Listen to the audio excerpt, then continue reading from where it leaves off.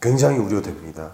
이란 핵협정이 뭔지 먼저 이해하면 좋을 텐데, 유엔 안전보장이사회가 있고 이 상임이사국들이 있습니다. 총 6개 국가인데요. 미국, 영국, 프랑스, 독일, 그리고 중국, 러시아, 이렇게 6개 나라가 있는데, 이 나라들이 이란이 핵 프로그램을 종결하겠다라는 그 선언에 대한 대가로서 지금까지 제재가 많이 있었어요. 이란과는 수출도 하지 말라, 이란으로부터의 석유도 수입하지 말라, 이런 경제적인 제재가 있었는데, 그 프로그램을 중단하는 대가에 대해서 보상하는 차원에서 경제 제재를 풀어줬습니다. 그랬었는데, 그것은 트럼프 입장에서 봤을 때 그건 안 좋아, 나는 그거 반댈세 하면서 트럼프가 나는 그 핵협정에 대해서 탈퇴할 거야 라고 한 거예요. 근데 이게 뭐가 문제냐, 핵협정에 탈퇴하는 과정에서 특히 이 이란이 원유 공급량이 굉장합니다. 근데 이란의 원유 공급량이 줄어들면 역시 전체적으로 수요와 공급의 원칙에 의해서 원유 공급이 줄어들기 때문에 원유 수요는 유지되면서 공급이 줄어드니까 국제 원유가 지금 반등해서 회복세를 지속하고 있는데, 이 회복세가 더 가파르게, 다시 말해서 원유가 굉장히 고공행진할 수 있는, 나쁘게 얘기하면 오일 샤크까지 이어질 수 있는 그런 어떤 불안함, 그런 것들이 조성되면서 국제 유가가 굉장히 높게 상승하는 것이 아니냐. 특히 우리나라의 경우 원유 수입국으로서 그런 부분에 대해서 굉장히 염려하는 그런 시점이라고 볼 수 있겠습니다.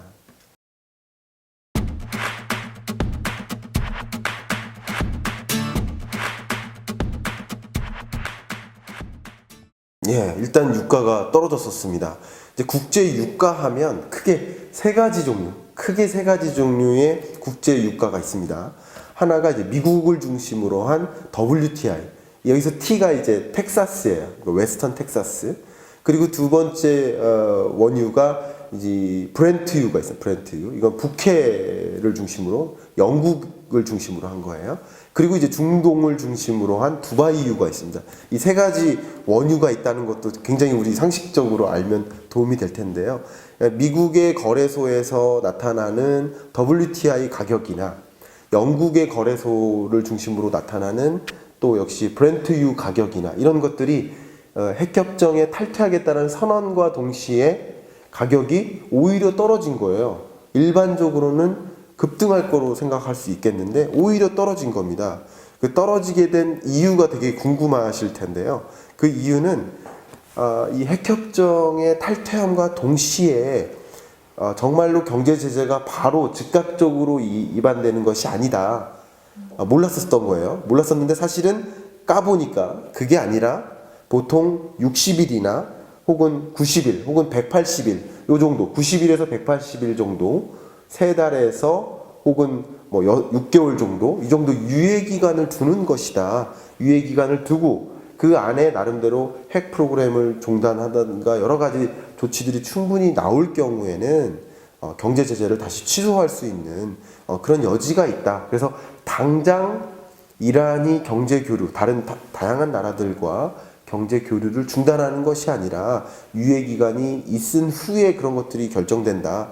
그래서 지금 당장 국제 원유 가격이 급등할 필요가 없다는 것을 깨닫고 이제 거래하는, 원유를 사고 공급하는 이 수급의 과정에서 그렇게 고공행진하지 않는 그런 현상이 나타났었습니다.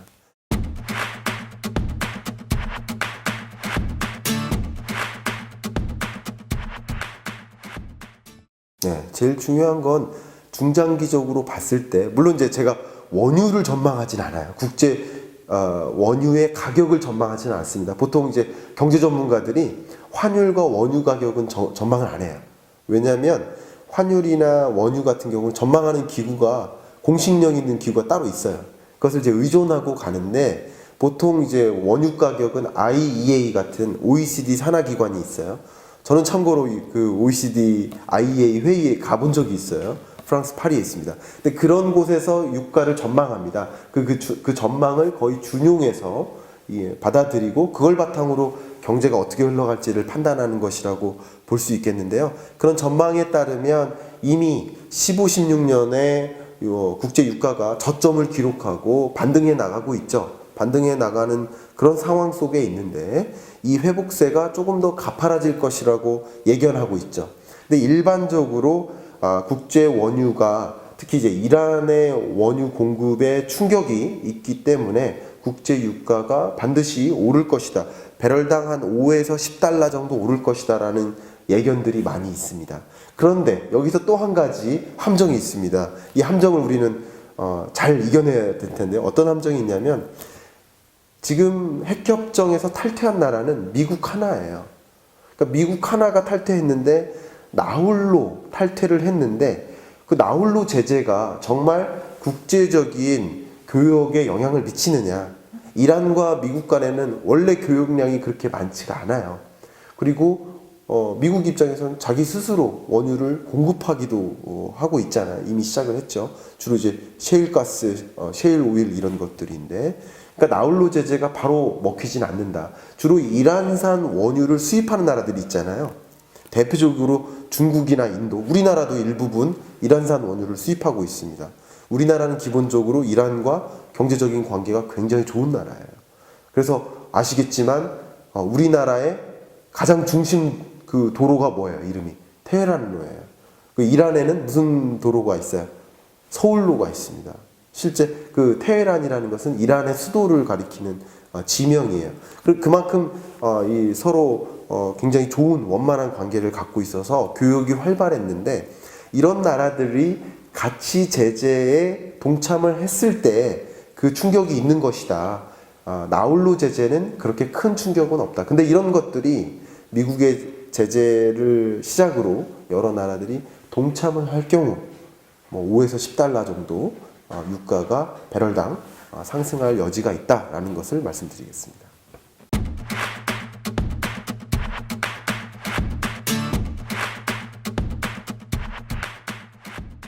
네, 첫 번째는 두 가지 경로가 있다. 자, 정리를 해드릴게요.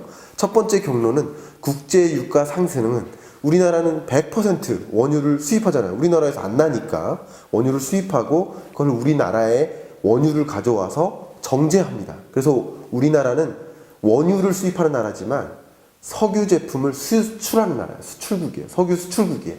오히려 가격으로 봤을 때 수출량이 훨씬 많습니다. 정제를 하는 건데 우리나라는 100% 원유를 수입해요. 그러니까 원유는 결국 우리나라의 제조 비용이에요. 그러니까 원유를 수입하는 비용이 많이 들어가겠죠. 그러면 당연히 수입 물가가 상승해요. 수입 물가가 상승하면 결국 우리나라의 제조 물가가 상승해요. 제조 물가가 상승하면 완제품의 가격도 상승하겠죠. 소비자 물가가 상승합니다. 그러니까 높은 물가 상승이 예견될 수 있다. 그렇게 되면 물가가 높이 상승한 물가는 이제 물건의 가격인데 물가가 높이 상승하게 되면 어떻게 돼요? 소비가 위축될 수 있겠죠. 투자도 위축될 수 있습니다. 이러한 경제 성장의 악영향, 적정한 물가는 좋으나 그게 과도하게 높은 물가는 경제 회복에 걸림돌이 될 수 있다. 그런 측면에서 좀 한 가지 우려할 점들이 있고요. 또 한 가지 측면은 국제 유가가 상승하면 일반적으로 달러 가격이 떨어져야 됩니다. 반비례 관계에 있어요. 그런데 지금 달러 강세가 다시 예견되고 있습니다. 이미 진행 중에 있죠. 그런 과정에서 많은 자금 유출이 일어나는 상황입니다. 실제로 미국의 기준금리 인상을 비롯해서 그 밖에 원달러 환율에 대한 압력은 가해지고 있지만 최근에 달러화의 가치가 올라가면서 또 한국에 투자했던 외국인 자금이 달러화의 가치가 더 높아지네 하면서 그 투자 자금을 다시 회수하는 미국으로 투자 자금을 옮기는 그런 현상이 벌어지고 있는데 자금 유출이 단기에 심각하게 이루어지면 뭐가 되느냐?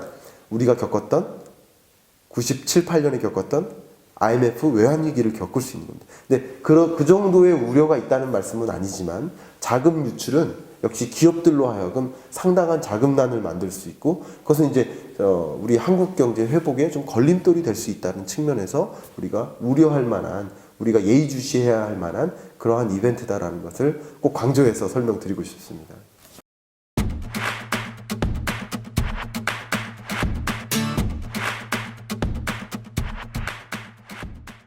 자, 미국의 국내법 중에 NDAA라고 있어요. NDAA는 국방 수권법 표현 좀 어렵네요. 다시 한번 얘기할게요. 국방수권법이라는 미국 내 제재가 있습니다. 앞에 말씀드렸던 이란 핵 제재도 있지만 미국 내 국내법도 있어요. 근데 이 국내법 제재 때문에 우리 한국이나 그 밖에 여러 나라들이 이 제재로 인해서 이란과 교역을 못하게 돼 있었는데 이 제재에서 유해 국가로 지정되면서 그래도 계속 이란과 교역을 할 수 있게 됐었어요. 어쨌든 지금은 그 NDAA라는 그 제재로부터 유해 국가로 선정이 되면서 유해 국가에 해당하게 되면서 이란과 계속 교역을 해 나가고 있는 상황인데요. 실제로 박근혜 대통령 전 대통령이 다 잘한 건 아니지만 또 다 못한 건 또 아니죠. 잘한 거 한 가지 중에 하나가 이란 방문이 있었죠. 당시 2016년에 박근혜 대통령이 이란에 방문해서 한국과 이란 간에 상당한 교역이나 여러 가지 또 이란 특수나 이란으로부터 여러 수출이나 이란의 도시 건설 그리고 석유화학 발전소 건설 이런 여러 가지 사업에 한국 기업들이 참여할 수 있도록 하는 그런 여러 가지 MOU도 체결하고 그랬었죠. 그런 것처럼 교역이 활발하게 이루어졌었는데 교역이 이루어지려면 역시 이란의 중앙은행이 있습니다. 그럼 이란 중앙은행의 계좌가 있어요. 그럼 그 계좌를 우리나라 같은 경우는 기업은행과 우리은행이 그 계좌를 관리하고 있습니다. 결국은 수출입이 이어지려면 결국은 은행들이 참여를 할 수밖에 없는데 결국 이 수출입에 대한 제한, 그러니까 원유 수입에 대한 제한뿐만 아니라 교역에 대한 제한까지 같이 이행되면서 이 NDAA 때문에 유해 국가에서 유해 국가가 아닌 국가로 바뀌면서 결국 어떤 교역도 할 수가 없는 그런 국가가 되면서 바로 방금 말씀하신 원화 결제 계좌 자체가 폐기될 수 있다라는 그런 우려도 있는 겁니다. 그러면 그런 계좌가 폐기되면 중소기업이나 대기업들이 이란과 교역할 때 굉장한 애로사항이 있죠. 그런 측면에서 금융은 항상 물류와 함께 맞물려서 이루어지는데 금융이 같이 뒷받침을 못하면 역시 수출입, 이 물류가 이루어지기가 굉장히 어려운 상황이라고 볼 수 있는 겁니다.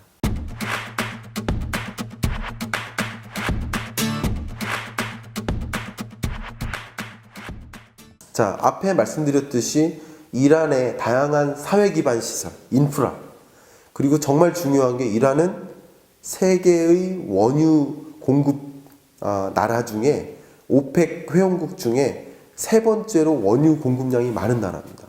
그러니까 당연히 원유를 캐내야 될 거 아니에요. 자원을 캐내야 되잖아요.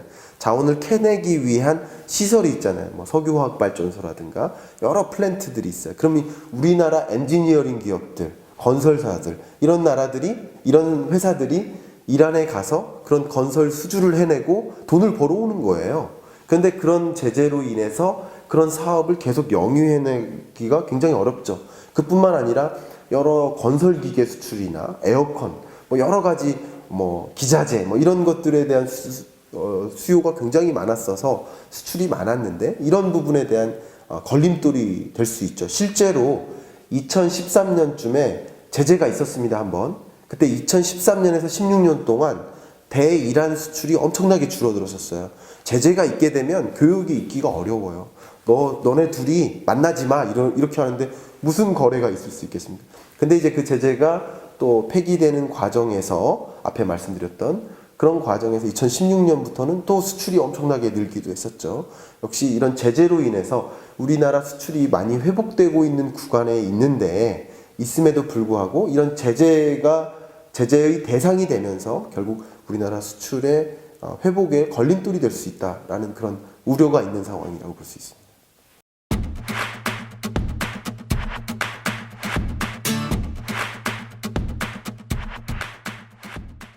네, 여러 가지 좀 대책들이 좀 필요할 것 같은데요. 그 무엇보다도 중요한 것은 한국이 독단적으로 어떤 미국과의 합의 과정을 도출하기보다는 그 주변 다른 국들, 그 UN 그 상임위원회에 소속되어 있는 다른 영국, 프랑스, 독일, 중국, 러시아 이런 다양한 나라들과 정책 공조를 잘 이어가서 같이 미국과 협상해 나가는, 그래서 너무 극단적인 선택은 하지 않도록 그런 것들이 상당한 경제적인 충격이 되니까 그 경제적인 충격이 우리나라만 충격이 되는 건 아니죠. 다른 여러 나라들도 이란과 교역을 하고 있으니까 충격이 같이 오니까 하나의 목소리를 내서 미국과 협상하는 것이 중요하다라고 할 수 있고요. 두 번째로 좀 정부가 해야 될 일 중에 하나는 지금 이미 한미 FTA 개정을 위한 재협상 과정에 있죠.